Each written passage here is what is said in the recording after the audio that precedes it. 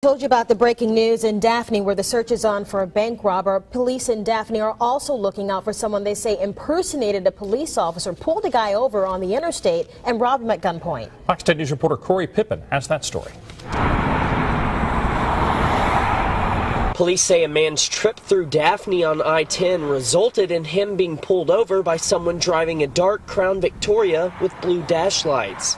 That description sounds like your typical police vehicle, but authorities say it was anything but, and the driver was no police officer. Corporal Jason Vanoy says the victim was traveling west around 4:30 a.m. when he noticed the car behind him with a blue flashing light. Vanoy says the victim then pulled onto the side of an exit ramp and waited. He was approached by a man, a white male wearing all black clothing with a badge around his neck. He was holding a firearm, and he demanded his identification and his money.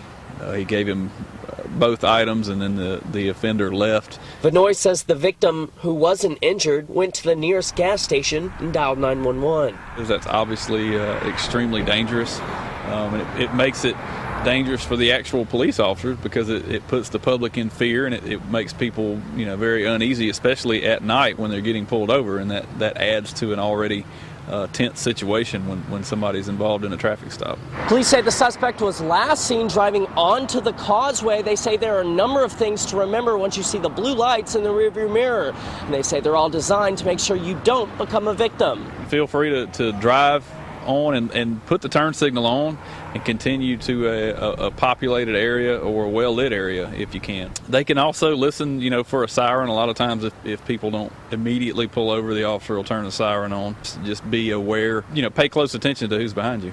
Reporting from Daphne, Corey Pippen, Fox 10 News.